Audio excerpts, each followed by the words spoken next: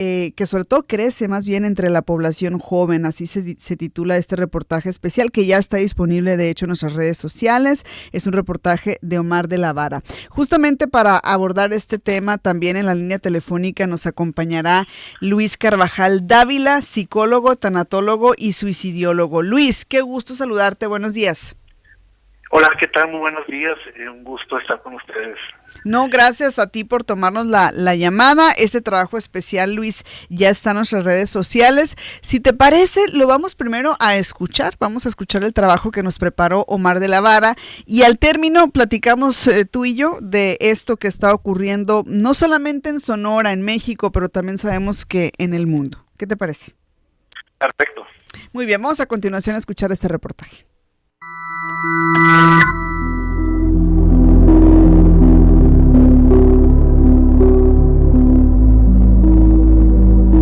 El suicidio en México se ha convertido en una problemática de salud pública en ascenso, particularmente entre la población joven. De acuerdo con datos del Instituto Nacional de Estadística y Geografía, en el 2023 la tasa alcanzó los 6.8 casos por cada 100,000 habitantes, con un total de 8.837 suicidios registrados en el país. Se trata de una de las principales causas de muerte entre jóvenes de 15 a 29 años, con una mayor incidencia en hombres, especialmente entre los 25 y 29 años.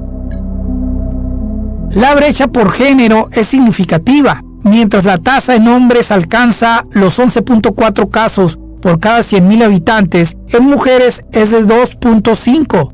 Algunas entidades superan ampliamente la media nacional. Chihuahua se mantiene entre los primeros lugares, con tasas que superan los 15 a 16 casos por cada 100,000 habitantes, seguido por otros estados con alta incidencia como Yucatán, Aguascalientes y Campeche. En Sonora, la demanda de atención también refleja esta tendencia. El Centro de Atención Telefónica de Intervención en Crisis de la Universidad de Sonora atendió el último año a 950 personas, cifra que se mantuvo similar en el 2024. En lo que va del 2026 hasta el 15 de marzo, ya se han registrado 311 usuarios. Llamamos, la Organización Mundial de la Salud nombra como el comportamiento suicida. El comportamiento suicida tiene 3 elementos, lo que es la ideación, lo que es el plan y lo que es propiamente el intento de suicidio. Entonces, pues más de lo que nosotros quisiéramos, hemos estado observando un aumento en esta sintomatología. Muchos de los usuarios que solicitan nuestro servicio tienen esta partecita, el 30% tiene esta parte de ideación, planeación o un intento o varios, de suicidio. Según este modelo, el comportamiento suicida incluye 3 fases: ideación, planeación e intento. Detrás de estas cifras hay múltiples factores. Las personas que buscan ayuda enfrentan contextos marcados por distintos tipos de violencia, consumo de sustancias y problemáticas emocionales como ansiedad, estrés y duelos, lo que configura escenarios complejos que pueden derivar en crisis. El perfil de quienes solicitan atención refleja la dimensión del problema. El 55% de los usuarios son universitarios, mientras que un 20% corresponde a menores de edad. Además, el 30% ha presentado ideación, planeación o intentos de suicidio, lo que evidencia la urgencia de intervención oportuna. La crisis también se manifiesta en espacios públicos. De acuerdo con el comisario de la Policía Municipal de Hermosillo, Alonso Durón Montaño, en lo que va del año han atendido 6 intentos de suicidio en lugares como Puentes y el vertedor de la presa, puntos identificados como de alto riesgo. Son alrededor de 6 puentes, tenemos otras áreas como lo que es el vertedor de la presa, que también en esos casos, en esos lugares también se han atendido ese tipo de reportes. ¿Qué tantos casos se han atendido en lo que usted de puentes creo que son 6. No, pero nosotros 3.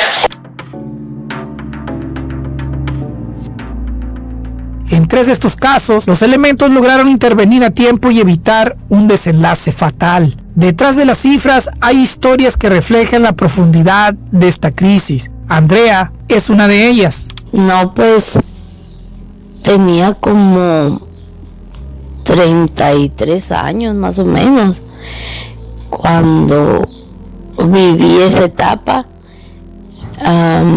Murió mi papá y a raíz de eso pues se me vinieron más problemas. El papá de mis hijos se había ido, no sabíamos nada de él, tenía deudas. Pues estaba con mi mamá, con mis hijos, y viví la depresión. Sentí ansiedad, con ganas de salir corriendo, y a raíz de eso pues ya quise atentar contra mi vida y contra la vida de mis hijos, que incluso ya lo último, que mi familia me quitó mi casa, bueno, por parte del papá de mis hijos. Él le cedió la casa a su hermana y me la quitaron, y ya de ahí empecé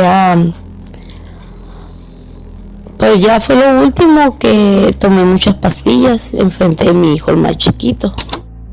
Tras ingerir pastillas, fue hospitalizada y después de recibir atención médica y psicológica, logró recuperarse.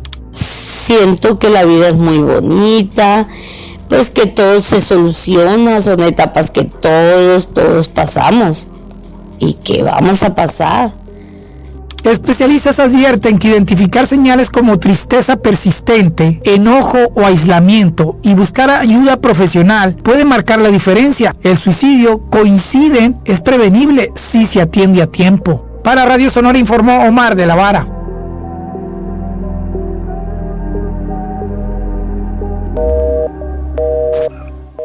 Muy bien, pues en este reportaje Omar nos contextualiza con datos, con cifras, también escuchábamos ahí a especialistas y testimonios, que me parece a mí bastante valioso que nos hayan permitido pues conocer esas situaciones que de pronto llevan o han llevado a estos intentos de suicidio. Luis Carvajal Dávila, psicólogo, tanatólogo y suicidólogo, está en la línea telefónica. ¿Qué te parece, Luis, este reportaje que acabamos de escuchar? Me parece que captura claramente la realidad de lo que estamos viviendo, ¿no? Pero también lo hace de una manera muy cercana, muy tangible, para poder visualizar un fenómeno que a veces lo vemos en nosotros, pero no lo podemos ver cuando está cercano, ¿no? Y eso obviamente impide que podamos a veces generar una empatía ante lo que está sucediendo con las personas que están experimentando un pensamiento o ideación suicida, ¿no? ¿Qué factores son los que están generando o influyen en que se den casos de suicidio juvenil? No sé si esto sea algo que en otras épocas también se daba, o que ahora lo tengamos con mayor frecuencia. De hecho, sí hay una mayor frecuencia. No era un tema común, pues, por ejemplo, en el caso del suicidio en la niñez. Sin embargo, en la adolescencia siempre ha sido como característico el hecho de que se presente debido a ciertas vulnerabilidades que tienen los adolescentes. En este caso, el adolescente presenta cierto grado de impulsividad, y eso tiene que ver con un tema a nivel cerebral. En nuestro lóbulo frontal, que se encarga de la toma de decisiones, que se encarga del juicio, de la impulsividad, termina de madurar a edades un poco más avanzadas, digamos, alrededor de los 25, hoy incluso se dice que hasta los 27 años, ¿no? Entonces el adolescente está en una etapa en la cual le cuesta trabajo el poder regular esta parte emocional y requiere de estructuras fuertes y firmes que le puedan dar ese soporte para poder enfrentar situaciones que para ellos pueden ser estresantes, ¿no? Uh-huh. Ahora, ¿cómo impactan las redes sociales, el entorno digital en la salud mental de los adolescentes y los jóvenes? ¿Cómo se relacionan actualmente, no, con estos casos? Bueno, recordemos que los jóvenes, a diferencia de nosotros y otras generaciones, ellos son nativos de la era digital, ¿no? Nosotros somos migrantes, pero uno de los factores que se ha visto dentro de las redes sociales es que no se establece algún tipo de relación o un tipo de contacto genuino. Recordemos que todo es virtual, ¿no? Entonces, en realidad, cuando yo estoy teniendo algún tipo de comunicación a través de las redes sociales, se vuelve impersonal, ¿no? No se vuelve un contacto. Y eso es un tema que estas generaciones han venido enfrentando al no tener este tipo de relación que se establece como en otros momentos o en otras épocas nos tocaron, ¿no? Entonces, mucho de lo que termina sucediendo con las redes sociales y que lleva un punto vulnerable en el momento en el que se presentan como todas estas comunidades digitales en las cuales se comparten situaciones de riesgo, es precisamente esto, ¿no? Esta indiferenciación entre lo que es real, no real, y este contacto que no se da de manera genuina y real con otro ser humano. Ahora, ¿qué señales de alerta pueden identificar familiares, docentes, amigos, amigas, amistades ante un intento de suicidio en un joven?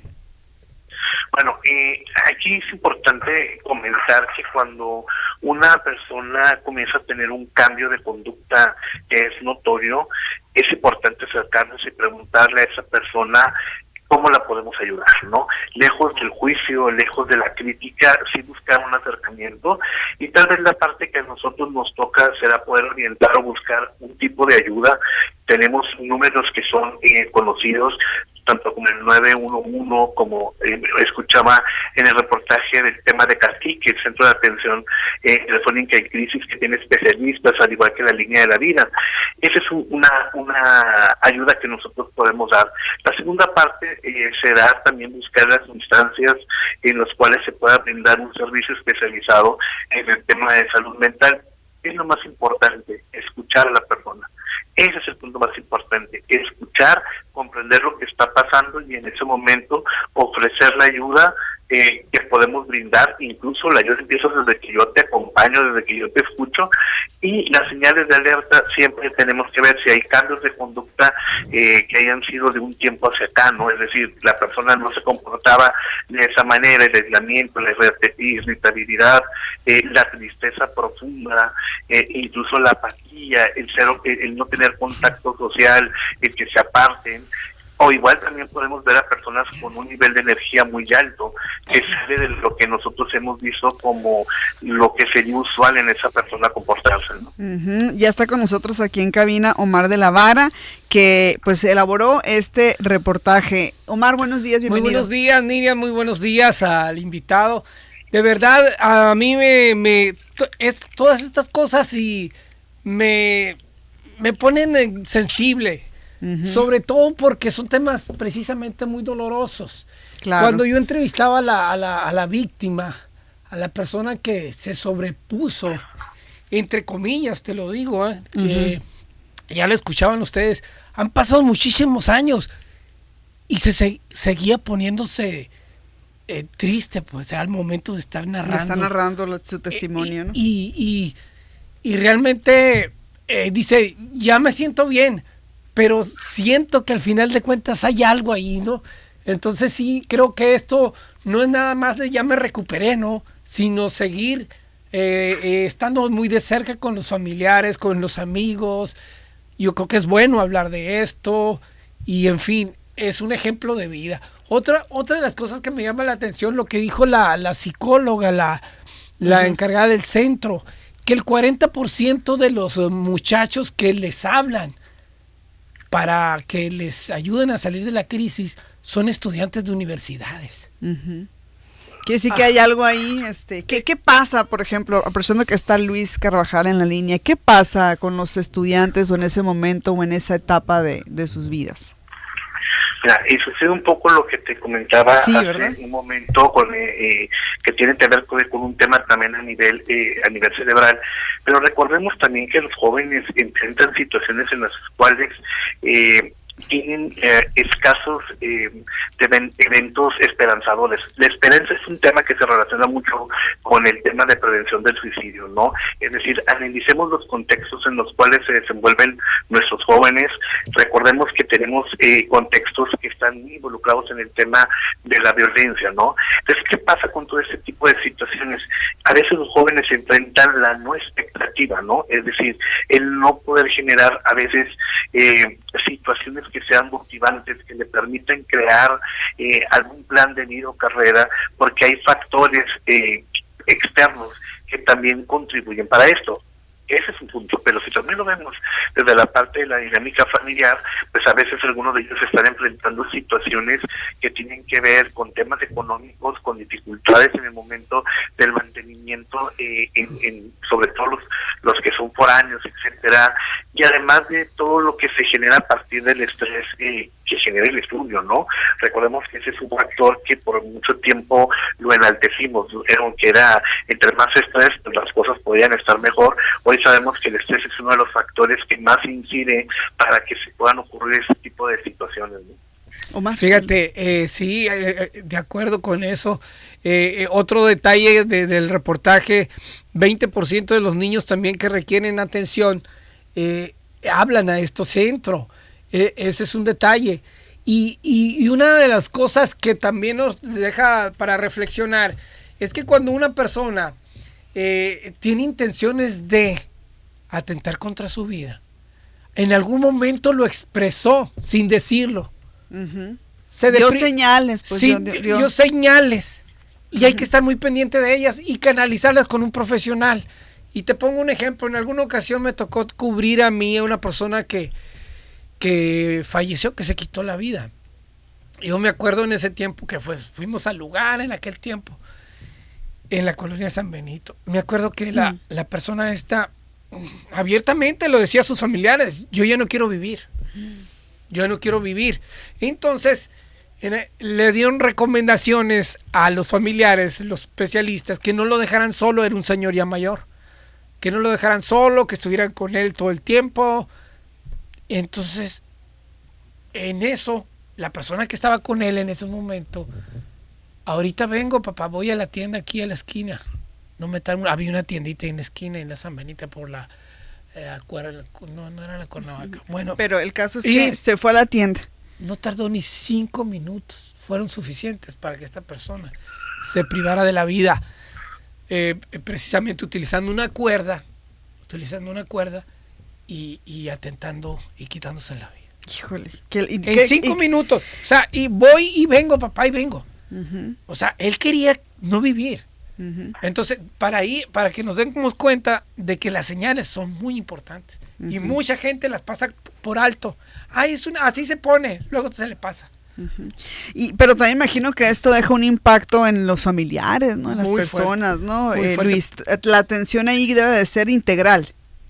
Sí, miren, lo que pasa es que en el tema de la suicidología se aborda este tema en 3 partes. Uno, que es la parte de prevención; la segunda, que es la parte de intervención; y la tercera, que es la parte de posvención, es decir, después de que ocurrió un suicidio. Son 3 momentos que tienen que ir entrelazados, porque obviamente el efecto que ocurre en una familia pues es sumamente fuerte y devastador cuando ocurre una muerte por una situación de ese tipo. Respecto a lo que se comentaba ahorita, que cuando hay un plan, es importante en ese sentido que podamos blindar a la persona, porque cuando hay un plan hay un suicidio casi que ya está dado por hecho, pues entonces existe la forma de poder ayudar, de apoyar, existen las instituciones. Por eso es importante preguntarle incluso a las personas si en ese momento está pensando en terminar con su vida, para poder activar un plan de seguridad que nos dé la oportunidad de resguardar la vida, ¿no? Y es importante que nosotros podamos hablar de este tema, que no nos dé miedo hablarlo. El preguntar no va a propiciar que se presente una conducta de este tipo, al contrario, va a brindar un tipo de apoyo, de ayuda y de descanso para quien no pueda expresarlo, ¿no?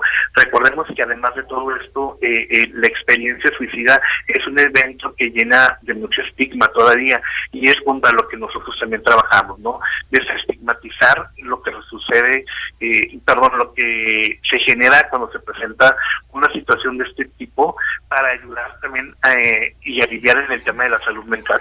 Esto es bien importante, ¿no? Ahora, ¿qué tan accesibles son los servicios de atención para las y los jóvenes en México? Justamente también tomando en cuenta el papel que juegan esto del estigma social, ¿no? Para que los jóvenes busquen o no ayuda.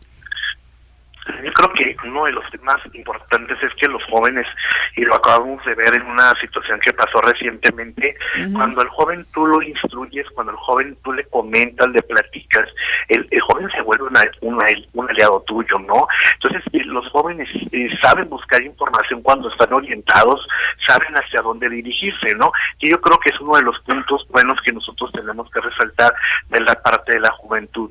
Existen líneas que a lo mejor nos hace falta seguir difundiendo, porque este es un trabajo que se hace todos los días, ¿no? Que hace falta difundir las líneas que tenemos, como el 911, como CATIC, ¿no? Como la línea de la vida, y también las instituciones que nosotros tenemos en el área de la salud mental. Hay personal capacitado, personal formado para poder recibir estos casos. O sea, tenemos una infraestructura para ello.